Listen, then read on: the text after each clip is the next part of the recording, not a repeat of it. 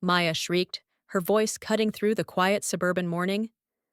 I watched, frozen on that perfect doorstep, as my late husband's secret children, the ones dropped on my doorstep 2 weeks ago, ran into my mother-in-law's arms like they were coming home. "Grandma, we're back!" 4-year-old Leo wrapped himself around Lillian's knees, his face buried in her pressed linen skirt. My mother-in-law, the woman who'd served me tea and sympathy at Mark's funeral, who'd held my hand through the worst grief of my life, stood there with her practiced smile cracking like porcelain. She knew. She'd always known. "My name is Amelia. Let me explain how I got here." 2 weeks ago, strangers appeared on my doorstep. Eleanor's parents, my late husband, Mark's mistress's parents, stood there with faces carved from stone and two small children who had Mark's stubborn chin and the startling blue of his eyes. "Maya is 6, Leo is 4, the mother said, her voice devoid of apology, brimming instead with righteous expectation. "They are Mark's children. They are siblings to Anna and Caleb. A good mother sees to all her children, blood or not." With that, they drove away. They left me standing in the doorway, holding a shattered life and 2 more pieces of evidence of the lie I'd been living. My husband Mark and his mistress, Eleanor, Maya and Leo's mother, had died suddenly in a tragic car accident. Their well-kept secret was unraveled by the tragedy. So here we were, 3 months after the funeral. 3 agonizing months of dealing with grief and betrayal. And 2 weeks after 2 strange kids were dropped off on my doorstep with no warning. Kids I didn't know about. For 2 weeks, I tried. 2 weeks of forced, agonizing cohabitation. The scent of displacement and grief clung to the air like a sickness in our house. We were all grieving in different ways. I grieved for the man I thought I knew, instantaneously with white-hot rage over the life he had built parallel to ours. I watched Maya quietly color beside my own daughter Anna, who was 7 and desperately confused. I listened to Leo cry for his mummy in the middle of the night and felt a sliver of pity melt into the enormous, hard core of my resentment. They were innocent, but they were his casualties. Mark had already left us drowning in debt. Now I was supposed to sacrifice my children's future for the children born of his betrayal? I looked at Anna and Caleb clinging to me silently, watching these strangers invade their grieving home. My children were mourning their father, while Maya and Leo were mourning their entire world. I couldn't do this alone. I needed help. The answer had to be Mark's parents, Richard and Lillian. They'd been supportive since Mark's death, offering platitudes about family unity and moving forward. They had resources. They had space. And they were, after all, grandparents to all of Mark's children, even if it was a secret Mark never shared with me. I decided to ask for their help, not as an imposition, but as an impossible problem we could solve together as family. Maybe they could take the kids some weekends. Maybe they could help financially. Maybe we could share custody somehow. I was trying to do the right thing. I was trying to be the good person everyone expected me to be. "We're going on an adventure," I told Maya and Leo the next morning, forcing cheerfulness I didn't feel. I packed all 4 children into the minivan. Anna and Caleb sat stiffly in the back row, sensing something big was coming. Maya and Leo sat in the middle, clutching their mismatched teddy bears. The drive to Richard and Lillian's stately suburban home was long and tense. "Where are we going?" Anna asked quietly from the back. "To Grandma and Grandpa's house," I said, watching her in the rearview mirror. "We need to talk to them about everything." Maya kicked her heels against the seat. "Grandma Lillian's house?" My stomach dropped slightly, but I pushed the feeling away. "Yes, Grandpa and Grandma Lillian's house." Maya nodded, satisfied. "I like Grandma Lillian." I dismissed it immediately. Kids call lots of older women grandma. It was just a generic term of comfort and familiarity. She probably meant it the way children call their friends' mothers Mrs. Grandma, or something sweet like that. I needed to focus on my plan, explain the situation calmly, ask for help, and hopefully find a way forward that didn't destroy my own children in the process. We pulled up to the large brick colonial house, the epitome of perfect suburban stability.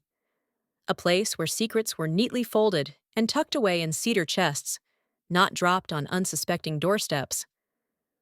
I unbuckled Maya and Leo first. Anna and Caleb followed, their faces etched with nervous curiosity. I took a deep breath, rehearsing my opening words. Richard, Lillian, I need your help. These are Mark's children too, and I can't do this alone. The front door opened before I could ring the bell. Lillian stood framed in the doorway, elegant as always in pressed linen, a practiced smile of matronly concern already in place. Emilia, darling, what a surprise. And who? She froze mid-sentence. Her eyes, usually sharp and assessing, widened into two dark pools of recognition. Not polite confusion, not curiosity. Panic. The panic of being caught.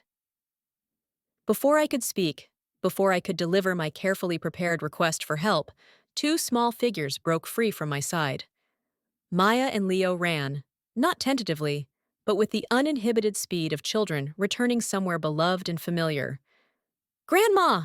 Maya shrieked, her voice bubbling with pure relief and joy. Grandma, we're back! Leo tumbled into Lillian's legs, wrapping his arms tight around her knees like he'd done it 100 times before. The word echoed in the quiet suburban air. Grandma! Not. Mrs. Anderson. Not a polite, confused greeting. Grandma, said with the absolute certainty of a child who knows exactly who their grandmother is.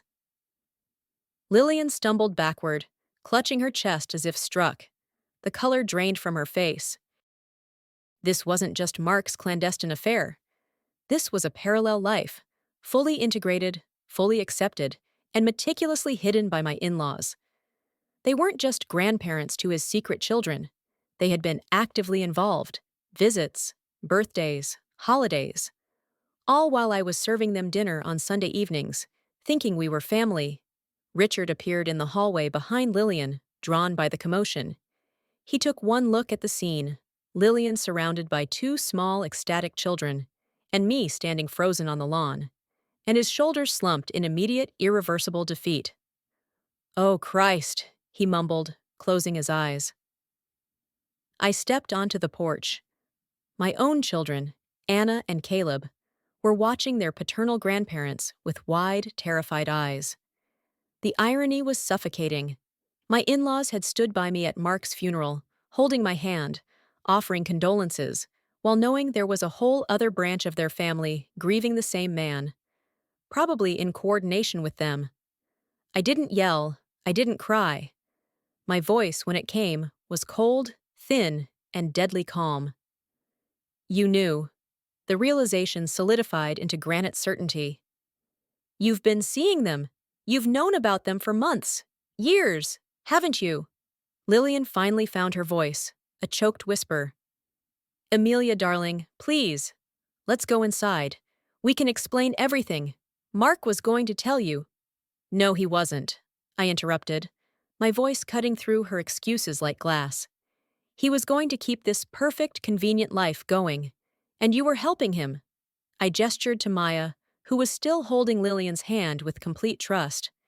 You allowed those people, Eleanor's parents, to bring these children to the widow's house, expecting me to raise them, knowing full well you were already integrated into their lives. You let me struggle for 2 weeks, watching me try to figure out how to feed 4 children on a budget meant for 2, and you said nothing. Richard stepped forward, his hands raised in weak supplication.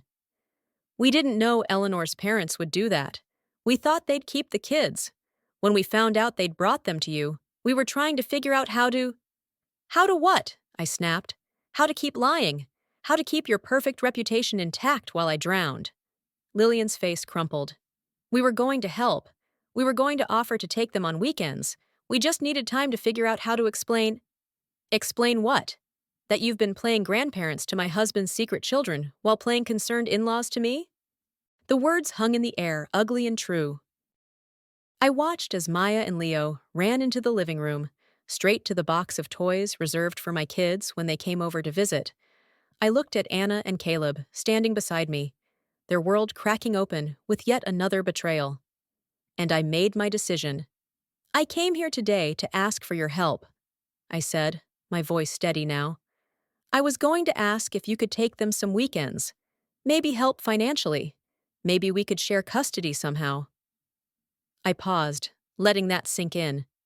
I was trying to be the good person, the selfless widow who does the right thing for innocent children, even when it destroys her.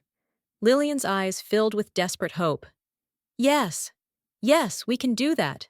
We can help. We can. But that was before I knew you'd been lying to my face for years, I continued. That was before I realized you let me believe I was family, while you kept an entire secret family on the side. I turned to Anna and Caleb. Get in the car. They obeyed immediately, sensing the finality in my voice. I looked back at Richard and Lillian one last time. Maya and Leo are your grandchildren. You chose to be in their lives while hiding them from me. You chose this secret. Now you get to live with it. What are you saying? Richard asked, his voice barely a whisper. I'm saying they're yours now. I'll bring their things tomorrow. You can explain to Eleanor's parents how you've been secretly involved this whole time. You can figure out custody. You can deal with the lawyers and the questions and the judgment. Lillian's face went white. You can't just— Yes, I can, I said firmly. You've been their grandparents all along. You have a relationship with them. They clearly love you, so you raise them.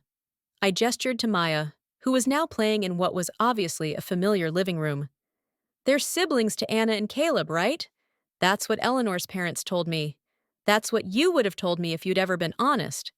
Well, siblings need grandparents, and they have you. I didn't wait for their stammering protests. I climbed into the driver's seat and started the ignition, my legs steady despite the earthquake happening inside my chest. Anna's small voice came from the back. Mom, what's happening? We're going home, baby, I said, my voice surprisingly calm. Just us. What about Maya and Leo? Caleb asked. I looked in the rearview mirror at my children, their faces etched with confusion and relief and grief all at once. They're staying with Grandma and Grandpa, I said, where they've apparently been visiting all along. I looked back one last time. Lillian was standing motionless on her perfect doorstep, clutching Maya's hand, while staring at me with an expression of complete devastation. Richard had his head in his hands. Maya and Leo looked small and confused, caught between the grandmother they knew and the strange woman driving away. I felt a stab of guilt, sharp and immediate. But then I remembered. I didn't create this mess. Mark did. His parents enabled it. And I was not responsible for cleaning up the destruction left by people who betrayed me. I drove away, leaving Mark's lies and his collateral damage behind me. That was 6 months ago. Here's where I am now. The first month was chaos. Lawyers, therapy for Anna and Caleb, sleepless nights replaying every Sunday dinner where they smiled at me while hiding the truth. But slowly, I stopped carrying Mark's choices. I started sleeping through the night. Richard and Lillian did take Maya and Leo. I heard they've downsized. The financial reality of 2 more children hit hard. Anna and Caleb see them occasionally, but on my terms now, not theirs. Here's what I learned. You are not responsible for cleaning up messes made by people who betrayed you. Not your husband's lies. Not his parents' complicity. Not even innocent children caught in the crossfire. That boundary didn't make me cruel. It made me free. And if you're carrying someone else's mess right now, you have permission to put it down. If you're carrying someone else's burden, tell me in the comments. This community sees you.